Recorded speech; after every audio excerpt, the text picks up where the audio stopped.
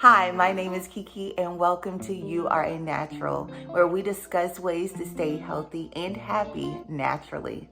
Today we'll be talking about natural ways to stay healthy during this cold and flu season. There's a chill in the air, it's almost time to pull out sweaters, and everywhere I turn, I see pumpkin spice. I love autumn, I love fall, but this time of year also introduces the cold and flu. Now, the cold and flu season runs pretty much the duration of fall and winter months. However, it peaks between the months of December and February. Now, why is this? The bacteria and viruses that causes these illnesses are always around, but there's two things that happen with the cold weather itself. One, it allows the viruses and bacteria that make us sick to survive longer and be stronger. And on the other side, the cold weather reduces our own body's resistance to these viruses and bacteria that keep us sick. But I came across a few ways that we can stay healthy as we go into these fall and winter months. The first tip today is to decrease your sugar. Now, what does sugar have to do with anything? Well, it turns out that sugar actually kills the good bacteria that's in our microbiome. Now, the microbiome is just a community of good and bad bacteria that live in our gut. And as you may know, 70 to 80% of our immune system lies in our gut. So our microbiome has a lot to do with us staying healthy. When we eat sugar and refined carbs, such as cookies and cakes and pastas, this wipes out our good bacteria or really significantly decreases them. And it feeds the bad bacteria that is there. So the bad bacteria kind of take over, and this in itself decreases our immunity. Just to give you an idea of how detrimental sugar can be to our immune system, by eating 75 grams of sugar, you can decrease your immunity for up to 5 hours. So if we just think about breakfast, if we're having a couple of bowls of sugary cereal, if we're having a latte or a frap or a muffin or sweet pancakes, just think about how that may affect us for the rest of the day when we're going out and being exposed to germs, bacteria, and viruses. Tip number 2, eat more probiotics. Now, at this time, everybody knows what a probiotic is. It's good bacteria, like the good bacteria that live in our guts, in our microbiome. By increasing the good bacteria, of course, this will help us to increase our immunity and to have a stronger immune system to fight off all of the germs that we come into contact with. So what are good examples of probiotics? A good yogurt, sauerkraut, kimchi, any fermented food. Kombucha is another good probiotic to consume when we're trying to increase our good bacteria. Now, just keep in mind though, not all of these products are created equal. You want to make sure that the labeling on any of these products list that it has live and active cultures. This way you know that you're getting the probiotics that you need to help keep you healthy. And if you can't get enough probiotics by just eating food, you can always take a supplement. Tip number 3, eat more prebiotics. Now, prebiotics and probiotics work together. Most of us know what probiotics are. Prebiotics, however, are the foods that we eat that the good bacteria can thrive off of. If you think about prebiotics, it's basically high fiber foods such as vegetables, fruits, whole grains, and legumes and beans.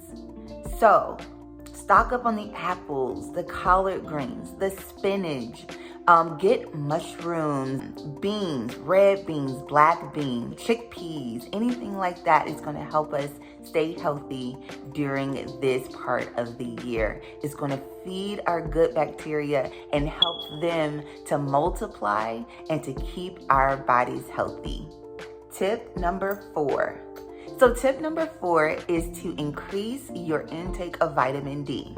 Now, most of us think about vitamin C to help keep us healthy during these cold and winter months, but vitamin D is also very important.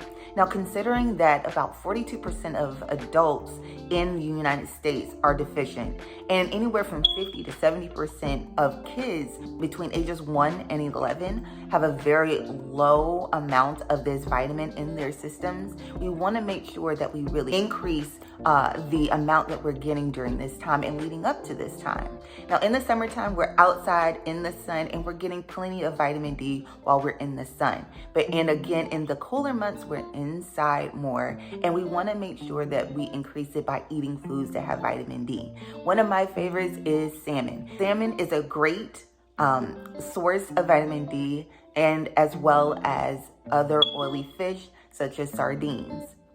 You can also get vitamin D from eggs, especially the yolk, because that's where the vitamin D lives.